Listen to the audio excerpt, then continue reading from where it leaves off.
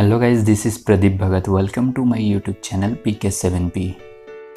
नमस्कार। आज के इस वीडियो में हम लोग बात करने वाले हैं एनसीईआरटी क्लास 7 हिंदी का चैप्टर 15 नीलकंठ का सारांश को इस वीडियो के माध्यम से हम लोग जानेंगे। अगर आप इसी चैप्टर का क्वेश्चन आंसर का वीडियो देखना चाहते हैं तो उसका लिंक ऊपर आई बटन पर दिया हुआ है, जाकर जरूर देख लें। तो प्लीज गाइस वीडियो को कंप्लीट वॉच कीजिए, क्योंकि मैं आप लोगों को कंप्लीट इन्फॉर्मेशन देता हूँ और एक एक वर्ड को तोड़ तोड़ कर समझाता हूँ। उस दिन एक अतिथि को स्टेशन पहुंचाकर मैं लौट रही थी कि चिड़ियों और खरगोशों की दुकान का ध्यान आ गया और मैंने ड्राइवर को उसी ओर चलने का आदेश दिया। बड़े मियाँ चिड़िया वाले की दुकान के निकट पहुंचते ही उन्होंने सड़क पर आकर ड्राइवर को रुकने का संकेत दिया। मेरे कोई प्रश्न करने के पहले ही उन्होंने कहना आरंभ किया, सलाम गुरुजी, पिछली बार आने पर आपने मोर के बच्चों के लिए पूछा था। शंकरगढ़ से एक चिड़ीमार 2 मोर के बच्चे पकड़ लाया है। एक मोर है, एक मोरनी। आप पाल ले, मोर के पंजे से दवा बनती है। सो ऐसे ही लोग खरीदने आए थे।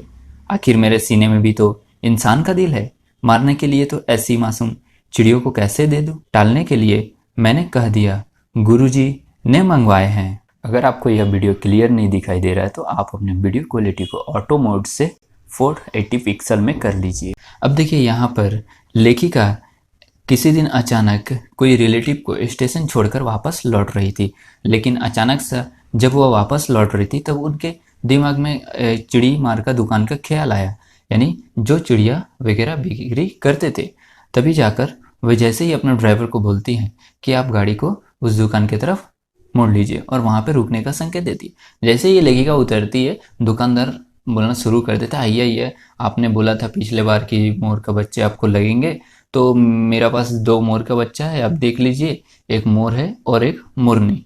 लेकिन लेखिका कुछ बोलती उससे पहले ही वो दुकानदार, जो बहुत ही बूढ़े व्यक्ति थे, वो एकदम से बोले जा रहे हैं, मतलब लेखिका को बोलने का समय ही नहीं दे रहे। आगे क्या हुआ देखते हैं। और हाँ गाइस, आगे बढ़ने से पहले जरा इस वीडियो को लाइक कीजिए, चैनल को सब्सक्राइब कीजिए और नोटिफिकेशन बेल को ऑन कर लीजिए, ताकि आगे आने वाली वीडियोस का भी लुत्फ उठाते रहें। वैसे यह कमबख्त रोजगारी खराब है, बस पकड़ो पकड़ो मारो मारो। बड़े मियाँ के भाषण का तूफान मेल के लिए कोई निश्चित स्टेशन नहीं है। सुनने वाला थक कर जहाँ रोक दे वही स्टेशन मान लिया जाता है। इस तथ्य से परिचित होने के कारण ही मैंने बीच में उन्हें रोककर पूछा, मोर के बच्चे कहाँ? बड़े मियाँ के हाथ के संकेत का अनुसरण करते हुए मेरी दृष्टि एक तार के छोटे से पिंजड़े तक पहुंची, जिसमें तीतरों के समान 2 बच्चे बैठे। पिंजड़ा इतना संकीर्ण था कि पक्षी शावक जाली के गोल फ्रेम में किसी जड़े चित्रे जैसे लग रहे थे। मेरे निरीक्षण के साथ साथ बड़े मियाँ का भाषण मेल चली जा रही थी, यानी इसके बाद भी बड़े मियाँ ने रुका नहीं। उन्होंने कहते रहा कि अब हम लोग का मतलब बिजनेस ही ऐसा है, सिर्फ पकड़ो पकड़ो मारो मारो। चिड़ी मार का भाषण का तुलना एक तूफान मेल के साथ किया है लेखिका ने, यानी अगर उसको कोई नहीं रोकता है तो वो रुकेंगे ही नहीं, मतलब इतना बोलेंगे कि कस्टमर को बोलने का मौका ही नहीं देते थे। लेकिन जहाँ पे अगर बीच में कोई टोक दिया तो बस वहीं पर स्टेशन मान लो, मतलब वहीं पर उनका बात खत्म समझ लो। लेकिन बीच में लेखिका ये बात उन जानती थी, तभी लेखिका ने क्या किया, अचानक से उनको बीच में रोका कि मोर के बच्चे है कहाँ। तो उन्होंने एक संकेत देकर दिखाया। जैसे लेखिका का नज़र उसके तरफ गया तो देखा कि एक छोटा सा जाल था, मतलब एक छोटा सा पिंजरा था, जिसमें 2 तीतर के बच्चे के जैसे एकदम छोटे छोटे बच्चे एकदम आपस में एडजस्ट किए हुए थे, जैसे कि एकदम सुबक गए थे, मतलब हिलने डुलने वाला भी जगह नहीं था उस पिंजरा में। ऐसे थे, ऐसा लग रहा था कि जैसे कि वो चित्र है, मतलब सजीव ही नहीं है, जैसे कि निर्जीव है, एक चित्र बना हुआ हो। ईमान कसम गुरुजी, चिड़ीमार ने मुझसे इस मोर के जोड़े के नगद 30 रुपए लिए हैं। 12 कहा, भाई जरा सोच तो, अभी इनमें मोर की कोई खासियत भी है कि तू इतनी बड़ी कीमत ही मांगने चला? पर वह मुंजी क्यों सुनने लगा? आपका ख्याल करके अस्ता पस्ता कर देना ही पड़ा। अब आप जो मुनासिब समझे। अस्तु 30 चिड़ीमार के नाम के और 5 बड़े मियाँ के ईमान के देकर जब मैंने वह छोटा सा पिंजरा कार में रखा, तब मानो वह जाली के चौखटों का चित्र जीवित हो गया। दोनों पक्षी शावकों के छटपटाने से लगता था मानो पिंजरा ही सजीव और उड़ने योग्य हो गया। घर पहुंचने पर सब कहने लगे, तीतर है, मोर कहकर ठग लिया है। कदाचित अनेक बार ठगे जाने के कारण ही ठगे जाने की बात मेरे चिढ़ जाने की दुर्बलता बन गई। अप्रसन्न होकर मैंने कहा, मोर के क्या सुरखाब के पर लगे हैं?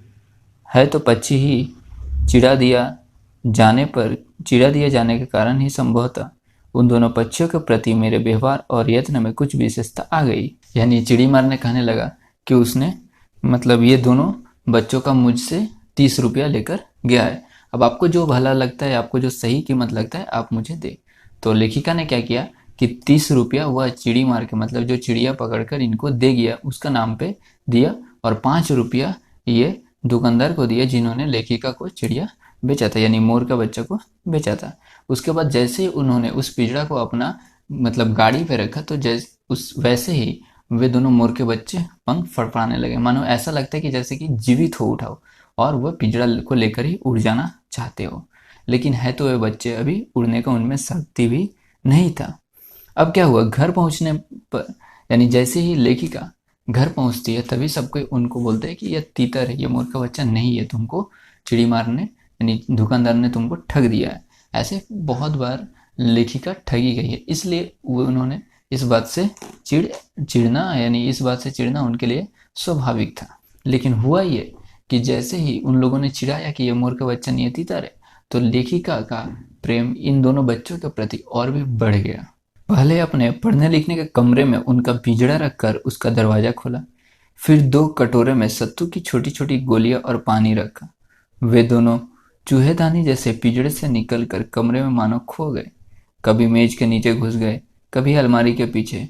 अंत में इस लुका छिपी से थक कर उन्होंने मेरे रद्दी कागजों की टुकड़ी को अपने नए बसेरे का गौरव प्रदान किया। लेखिका जैसे ही उन दोनों बच्चों को पिंजड़े से निकालकर अपने कमरे में खुला छोड़ देती है, तो वे दोनों कभी पलंग के नीचे कभी अलमारी के नीचे लुका छिपी खेलते मतलब छिप जाते थे जाकर। लेकिन अंत में ये करने के बाद जब रात को वे थक गए, तो लेखिका का जो डस्टबिन था, जो कूड़ेदान था, वहां पे उन लोगों ने रात को सोया, मतलब नया बसेरा वहां पर ही वो लोग खुद बना लिया कि उन लोगों को खुद इस डस्टबिन में रहना है।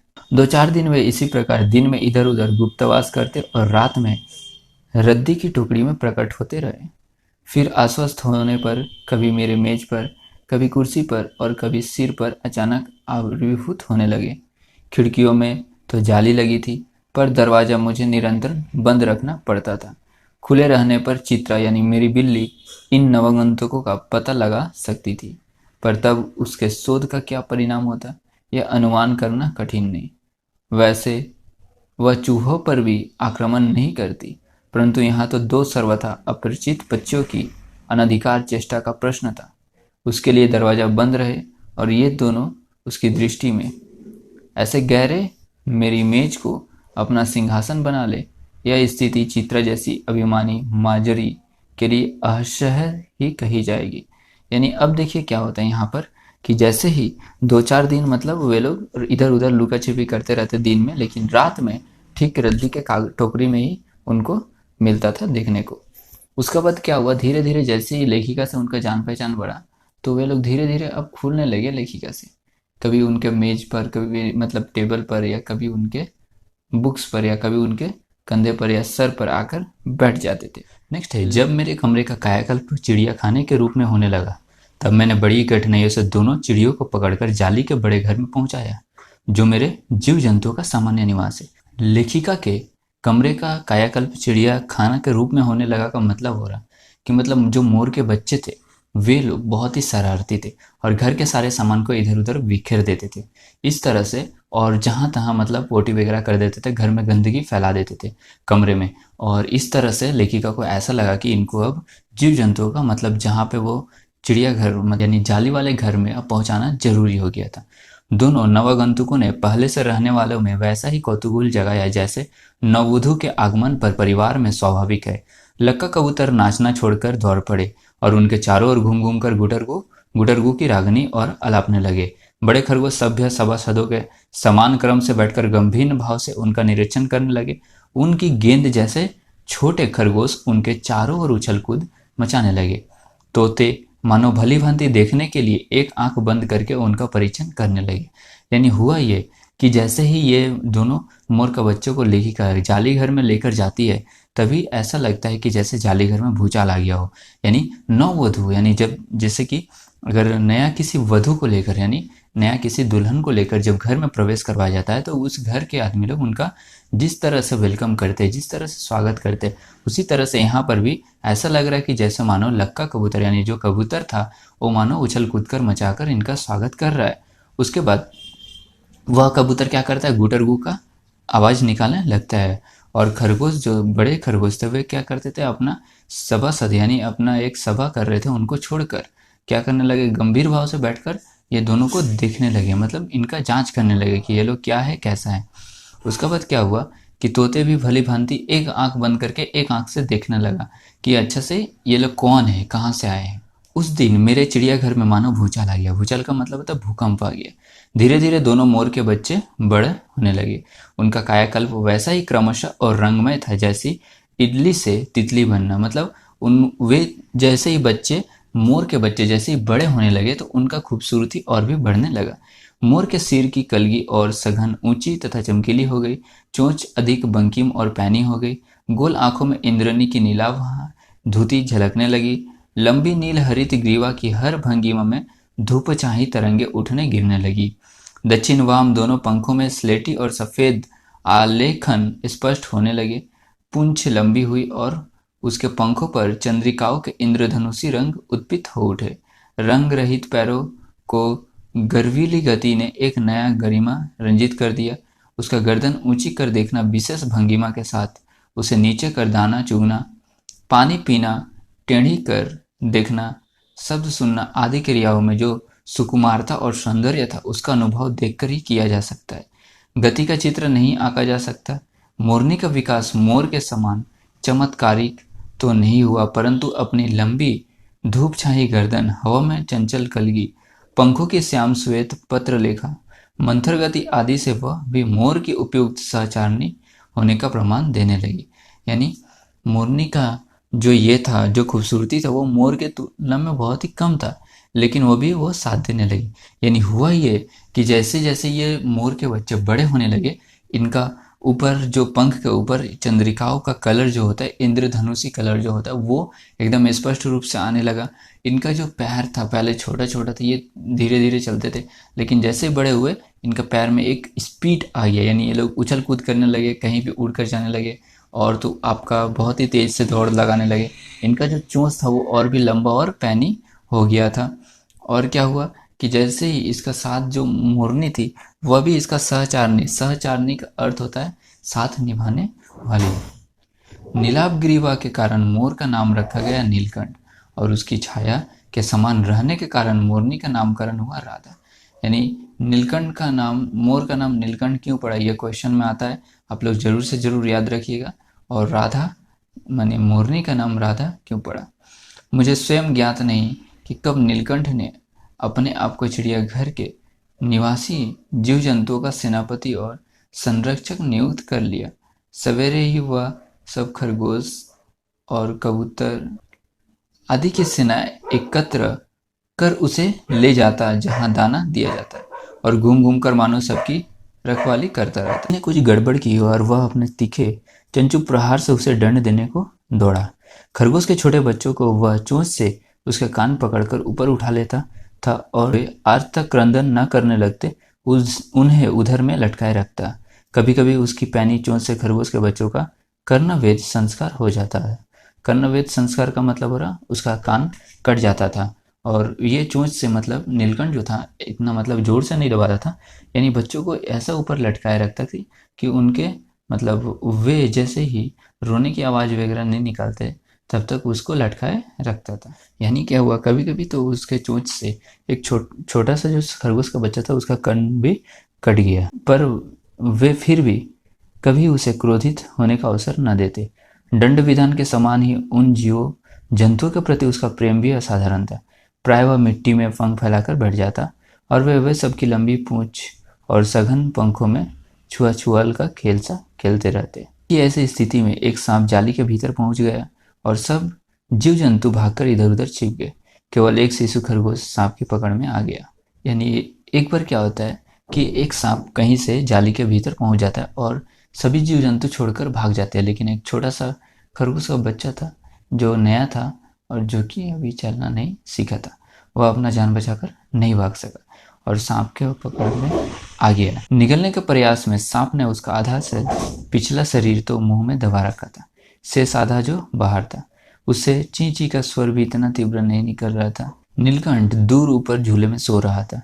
उसी के चौकन्ने में कानों में उसे मंद स्वर की व्यथा पहचानी और वह पूंछ पग समेटकर सर से एक झपटे में नीचे आ गया। संभवतः वह अपनी सहज चेतना से ही उसे समझ लिया होगा कि सांप के फन पर चोंच मारने से खरगोश भी घायल हो सकता है। उसने सांप के फन को पास पंजों से दबाया और फिर चोंच से इतने प्रहार किए कि वह अधमरा हो गया। पकड़ ढीली पड़ते ही खरगोश का बच्चा मुख से निकल तो आया, परंतु निश्चेत सा वहीं पड़ा रहा। निश्चेत का मतलब होता है अधमरा सा, मतलब वो अचेत हो गया, उसे होश नहीं था वो कहाँ है। राधा ने सहायता देने की आवश्यकता नहीं समझी, परंतु अपनी मंद केका से किसी असामान्य घटना की सूचना सब ओर प्रसारित कर दी। माली पहुंचा, फिर हम सब पहुंचे। नीलकंठ, यहाँ पे हम सब पहुंचे का मतलब रहा लेखक और उनके फैमिली पहुंचा। नीलकंठ जब सांप के दो खंडों कर चुका था, यानी दो खंड कर चुका था, दो टुकड़ों में सांप को काटकर अलग कर दिया था, तब उस शिशु खरगोश के पास गया और रात भर उसे पंखों के नीचे उसे उष्णता देता रहा। कार्तिकेय ने अपने युद्ध वाहन के लिए मयूर को क्यों चुना होगा, यह उसी पक्षी का रूप और स्वभाव को देखकर समझ में आ जाता है। यहाँ पे कहा जा रहा है कि अब समझ में आ रहा है कि भगवान कार्तिक ने अपने वाहन के रूप में यह मयूर को ही क्यों सेलेक्ट किया या क्यों चुना है, अब समझ में आता है। नेक्स्ट है, मयूर कलाप्रिय वीर पक्षी है, हिंसक मात्र नहीं। इसे उसे बाज, चील और आदि की श्रेणी में नहीं रखा जा सकता। उनका जीवन ही क्रूर कर्म है। किनका जीवन क्रूर कर्म है यहाँ पर? बाज और चील का। लेकिन मयूर भी वही पक्षी श्रेणी में आता है, लेकिन फिर भी उसे हम लोग बाज और चील का श्रेणी में नहीं रख सकते। नीलकंठ में उसकी जातिगत विशेषताएं तो थी ही, उनका मानवीकरण भी हो गया था। मेघों की सांवली छाया में अपने इंद्रधनुष के गुच्छे जैसे पंखों को मंडलाकर बनाकर जब वह नाचता था, तब उस नृत्य में एक सहजात लय ताल रहता था। आगे पीछे दाहिने बाएं क्रम में घूमकर वह किसी अलक्ष्य सम पर ठहर ठहर जाता था। राधा नीलकंठ के समान नहीं नाच सकती थी, परंतु उसकी गति में भी एक छंद रहता। वह नृत्य मग्न नीलकंठ की दाहिनी ओर के पंख को छूती हुई बाईं ओर निकल जाती और बाएं पंख को स्पर्श करते हुए दाहिनी ओर। इस प्रकार उसका परिक्रमा एक पूरक ताल परिचय मिलता था। यानी राधा जो थी उसे उतना नृत्य नहीं आता था, लेकिन फिर भी यहाँ पे नीलकंठ को देखकर वह रुकती भी नहीं थी, वह उसके साथ ताल से ताल मिलाकर नृत्य किया करती थी। नीलकंठ ने कैसे समझ लिया कि उसका नृत्य मुझे बहुत भाता है। यहाँ पर मुझे बहुत भाता है का मतलब हो रहा लेखिका महादेवी वर्मा को बहुत भाता है, यह तो नहीं बताया जा सकता, परंतु अचानक एक दिन वह मेरे जाली घर के पास पहुंचते ही अपने झूले से उतरकर नीचे आ गया और पंखों का सतरंगी मंडलाकर छाता तानकर नृत्य की भंगिमा में खड़ा हो गया। अब देखो, लेखिका कहती है कि यह मुझे पता नहीं कि वह मुझे इम्प्रेस करने के लिए नृत्य करता था, लेकिन एक दिन क्या हुआ, अचानक वो झूले से उतरकर मुझे देखा, तो झूले से उतरकर और जो पंख को चारों तरफ फैलाकर नृत्य की भंगिमा में खड़ा हो गया। तब से वह नृत्य भंगिमा नृत्य का क्रम बन गया। प्रायः मेरे साथ कोई ना कोई देसी विदेशी अतिथि भी पहुंच जाता था और नीलकंठ की मुद्रा को अपने प्रति सम्मान पूर्वक समझकर विस्मय से अभिभूत हो उठता था। यानी नीलकंठ क्या करता था, अपने इस मुद्रा में सम्मान पाने के लिए यह मुद्रा को दिखाता था, यानी अपने पंख को फैलाकर चारों तरफ पंख को फैलाकर खड़ा हो जाता था, जो कि दूसरे को भी बहुत ही इंप्रेस करता था। कई विदेशी महिलाओं ने उसे परफेक्ट जेंटलमैन की उपाधि दे डाली। जिस नुकीली पहनी चोंच से वह भयंकर विषधार को खंड खंड कर सकता था, उसी से मेरी हथेली पर रखे हुए भुने चने ऐसी कोमलता से हौले हौले उठाकर खाता था कि हंसी भी आ जाती थी और विस्मय भी होता था। फलों के वृक्षों से अधिक उसे पुष्पित और पल्लवित वृक्ष भाते थे। यानी यहाँ पर क्या हुआ कि देखिए, वह नुकीला चोंच से, यानी अपने जिस नुकीला चोंच से वह विषैला सांप को दो टुकड़ा कर सकता है, वही नुकीला चोंच से वह लेखिका के हाथों में रखे चनों को एक एक करके उठाकर खा रहे, इतनी कोमलता से। अगर लेखिका को चोट भी लग सकती थी, लेकिन यहाँ पर मोर का यहाँ पर सूझबूझ देखिए, यहाँ पर मोर का दिमाग देखिए। वसंत में जब आम के वृक्ष सुनहली मंजरियों से लद जाते थे, अशोक नए लाल पल्लव से ढक जाता था, तब जाली घर में वह इतना अस्थिर हो उठता कि उसे बाहर छोड़ देना पड़ता था। यानी अब क्या हो रहा है कि जब वसंत के महीने में क्या होता था, जब आम के पेड़ में मंजरियाँ आ जाती थी और भी अशोक में नए पल्लव यानी नए पत्ते आ जाते थे, तब उसे जाली घर में रखना असंभव हो जाता था और उसे लेखिका क्या करती थी, बाहर खुले जगह पे छोड़ देती थी। अब क्या होता था देखिए, जब लेखिका उसे खुले जगह पर छोड़ देती तब वो कहाँ कहाँ जाता था। नीलकंठ और राधा की सवेरे प्रिय ऋतु वर्षा थी, यानी सबसे प्रिय ऋतु क्या थी, नीलकंठ और राधा की वर्षा ऋतु थी। और यह हर मयूर पक्षी का प्रिय ऋतु वर्षा ही ऋतु होता है। मेघों के उमड़ आने से पहले ही वह हवा में उसकी सजल आहट पा लेते थे, यानी पहले से ही मेघ आने से या बादल आने के पहले ही उसे पता चल जाता था। और तब उसकी मंद केका की गुंज अनुगुंज तीव्र से तीव्रतर होती हुई मानो बूंदों के उतरने के लिए सोपान पंक्ति बनने लगती थी। मेघ के गर्जन के ताल पर ही उसके तन्मय नृत्य का आरंभ होता, और फिर मेघ जितना अधिक गरजता, बिजली जितनी अधिक चमकती, बूंदों की रिमझिमाहट जितनी तीव्र होती जाती, नीलकंठ के नृत्य का वेग उतना ही अधिक बढ़ता जाता और उसकी केका का स्वर उतना ही मंद से मंदतर होता जाता। वर्षा के थम जाने पर वह दाहिने पंजे पर दाहिना पंख और बाएं पर बायां पंख फैलाकर सुखाता। कभी कभी वे दोनों एक दूसरे के पंखों से टपकने वाले बूंदों को चोंच से पी पी कर पंखों का गीलापन दूर करते रहते। इस आनंदोत्सव की रागनी में बेमेल स्वर कैसे बज उठा, यह भी एक करुण व्यथा है।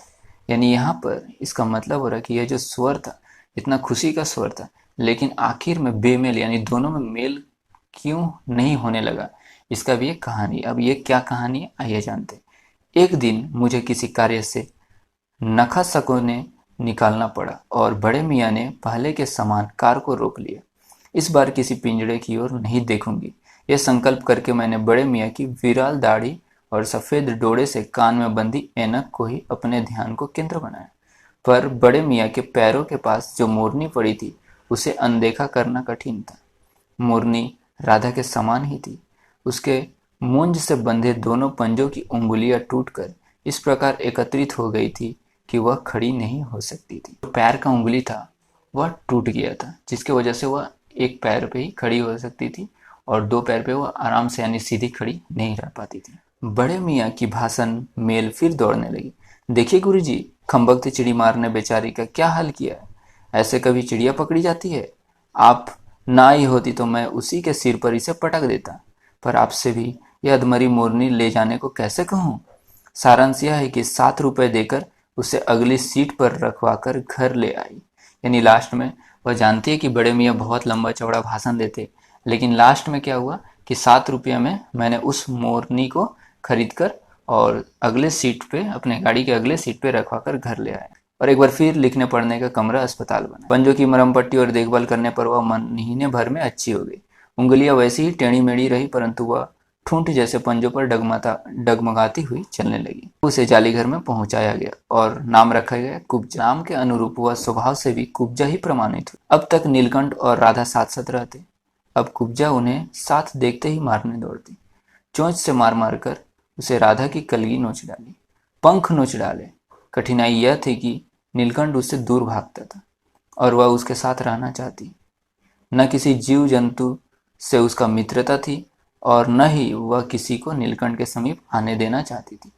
उसी बीच राधा ने 2 अंडे दिए, जिनको वह पंखों में छिपाए बैठी रहती थी। पता चलते ही कुब्जा ने चोंच मार मार कर राधा को ढकेल दिया और फिर अंडे फोड़कर ठूंठ जैसे पैरों से सब और छितरा दिया। अब देखिए यहाँ पर कुब्जा कैसा भयानक यहाँ पे मोरनी थी। यानी राधा और नीलकंठ को साथ रहते देखकर कुब्जा को बहुत कुछ अच्छा नहीं लगता था, और कुब्जा ने क्या किया, राधा का पंखों को नोच डाला, उसके कलगी को नोच डाला और साथ ही उसको धक्का देकर उसके जो अंडे बिखर गए उसको भी तोड़ डाला। सोचने वाला बात है। इस कलह कोलाहल से उससे भी अधिक राधा की दूसरी और बेचारे नीलकंठ की प्रसन्नता का अंत हो गया। यानी इसके आने से ही नीलकंठ बेचारा उदास रहने लगा और राधा उनसे अलग रहने लगी। कई बार वह जाली घर से निकल भागा। एक बार कई दिन भूखा प्यासा आम की शाखाओं में छिपा बैठा रहा, जहाँ से बहुत पूछकार कर मैंने उतारा। एक बार मेरी खिड़की के शेड पर छिपा रहा। मेरे दाना देने जाने पर वह सदा की भांति पंखों को मंडलाकर बनाकर खड़ा हो जाता था, पर उसकी चाल में थकावट और आंखों में एक शून्यता रहती थी। अपनी अनुभवहीनता के कारण ही मैं आशा करती रही कि थोड़े दिन बाद सब में मेल हो जाएगा, मतलब थोड़े दिन बाद सब कुछ ठीक हो जाएगा। अंत में 3-4 मास के उपरांत एक दिन सवेरे जाकर देखा कि नीलकंठ पूंछ पंख फैलाए धरती पर उसी प्रकार बैठा हुआ है जैसे कि खरगोश के बच्चों को पंखों में छिपाकर बैठता था। मेरे पुकारने पर भी उसके न उठने पर संदेह हुआ। वास्तव में नीलकंठ मर चुका था, यानी नीलकंठ अब जीवित नहीं था। क्यों का उत्तर अब तक नहीं मिल सका। न उसे कोई बीमारी हुई, न उसके रंग बिरंगे फूलों के स्तंभ जैसे शरीर पर किसी के चोट का चिन्ह मिला। मैं अपने साल में लपेटकर उसे संगम ले गई। जब गंगा की बीच धार में उसे प्रभावित किया गया, तब उसके पंखों को चंद्रिकाओं से बिंबित प्रतिबिंब होकर गंगा का चौड़ा पाट एक विशाल मयूर के समान तरंगित हो उठा। नीलकंठ के न रहने पर राधा तो निश्चित सी कई दिन कोने में बैठी रही।